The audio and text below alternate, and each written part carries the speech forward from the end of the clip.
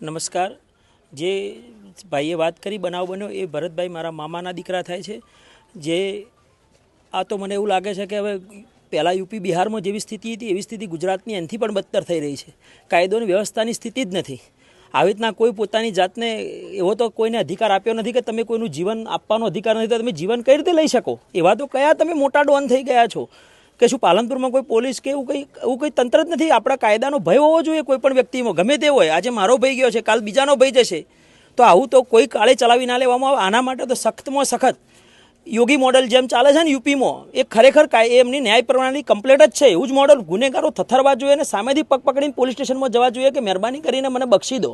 આવું જ થવું જોઈએ. આ માણસ કોઈ પણ કાળે, આના તો મેં ઇતિહાસ જાણ્યો કે આને ભૂતકાળમાં પણ લગભગ પેરોલ ઉપર બહાર હતો હાલ ભાઈ, એવી વાત મને જાણવા મળી છે. તો શું એ પોતાની જાતને પાલનપુરમાં માફિયા રાજા આવી ગયું છે? અને જ્યાં સુધી એ ગુનેગારની ધરપકડ નહીં કરવામાં આવે ત્યાં સુધી લાશ, હું સિવિલમાંથી લાશ અમે ઘેર લઈ જવાના નથી. આ એક મારી સ્પષ્ટ વિનંતી ગણો, ધમકી ગણો, જે ગણો એ ગણો. હું અહીંયા ઉપવાસ ઉપર બેસવાનો છું જ્યાં સુધી એને અહીંયા હાજર કરો. પાલનપુરમાં કોઈ પણ જગ્યાએ ગુનેગાર પોલીસ ધારક ગમે તે કરી શકે, એને હાજર કરો. બાકી લાશ અહીંથી લેવામાં નહીં આવે, નહીં જ આવે. આ એક મારું સત્ય, એક ફેક્ટ વસ્તુ છે. અને બધા જ અહીંયા યુવાનોનું એક જ મત છે, એને અહીંયા હાજર કરો. ગમે તે થાય એને પોલીસ સ્ટેશનમાં પકડીને તમે હાજર કરો. એ હાજર થશે. સ્પેશિયલ સીટની રચના કરવામાં આવે અને ફાસ્ટ કોર્ટમાં કેસ ચલાવો તમે. આ એક 30-32 વર્ષનો યુવાન, એની ઘેર નાની 7 મહિનાની છોકરી છે. તમારે વિચારો ને તમારું કાળજું કંપી જાય.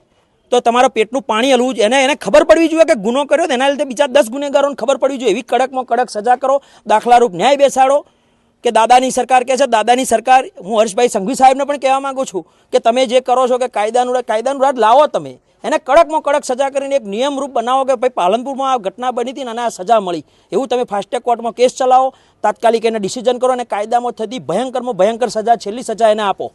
એ જ મારું માનવું છે. અને એને હાજર નહીં કરો ત્યાં સુધી એની લાશ તો નહીં જ જાય. કારણની કોઈ મને ખબર પડે. કારણ ગમે તે હોય, તમે કોઈની જાન લેવાનો અધિકાર તો તમને નથી ને. તમે વાત આપણા બંનેની વાત થાય છે, તમે કંઈક વાતચીત કરીને ફેસલો લાવો. તમે સીધા કોઈને તલવારથી હુમલા કરો, આ કોઈ રીત છે? આ 21મી સદીમાં પહેલાં યુપી બિહારના ઉદાહરણ હાલતા હતા, હવે અત્યારે આપણે ગુજરાતમાં આવું અને પાલનપુરમાં છડે ચોક રામદેવ હોટલની બાજુમાં હાઈવે પર જો આવું થતું હોય તે કોઈ કાળે ચલાવી ના લેવામાં આવે ભાઈ.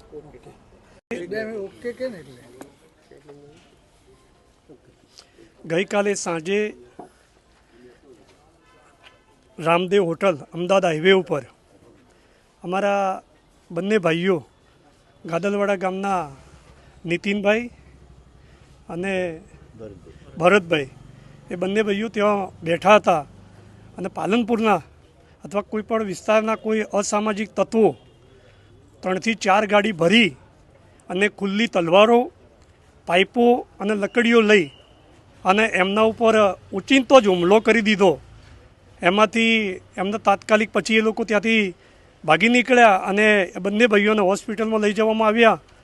તે અમારા એક ભાઈ ભરતભાઈનું રાત્રે અવસાન થયું છે.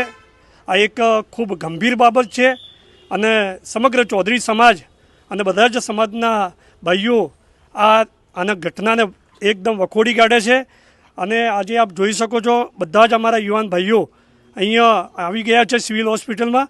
તો અમે કોઈ પણ ભોગે આ ઘટના જેમના દ્વારા કરવામાં આવી છે એમને છોડવામાં આવશે નહીં, બક્ષવામાં આવશે નહીં.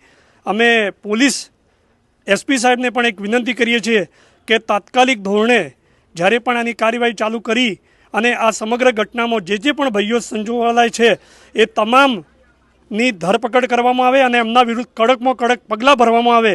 એવું પણ અમે આજે આપને જણાવીએ છીએ મીડિયાના માધ્યમ થકી. બાકી આપણા ગુજરાત જે શાંતિનું ગુજરાત કહેવાય છે અને ત્યાં આવી જે ઘટના બને છે એ આપણા માટે ખૂબ મોટી દુઃખદ ઘટના છે. માટે ત્વરિતમાં ત્વરિત આ જેને પણ આ કૃત્ય કર્યું છે એની ગુનાહિત પ્રવૃત્તિ વિશે અમે થોડું જાણ્યું. તો ભૂતકાળમાં પણ જો એને આવા ગુનાઓ કર્યા હોય અને અત્યારે પણ એ પોતાની જાતને દાદા માનતો હોય અને આવી રીતે ખુલ્લેઆમ છોકરાઓ ઉપર તલવારો લઈને જો હુમલા કરતો હોય તો એને બક્ષવામાં આવશે નહીં. માટે એની ઝડપથી ધરપકડ કરવામાં આવે. અન્યથા અમે આગળના અમારા કાર્યક્રમો આપી અને આખા ગુજરાતમાં અમે સરકારશ્રીને પણ રજૂઆત કરવી પડશે તો કરીશું. બાકી આને છોડીશું નહીં અને બક્ષીશું નહીં. અને અહીંયા પણ જે અત્યારે સિવિલ હોસ્પિટલમાં જે કંઈ પણ આગળની વિધિ કરવામાં આવે એ એક 3 ડૉક્ટરોની ટીમ દ્વારા એનું રિપોર્ટ કરવામાં આવે અને એસઆઈટીનું ગઠન કરી અને આની સમગ્ર મામલાને ખુલ્લો પાડવામાં આવે એ જ અમારી માગણી છે.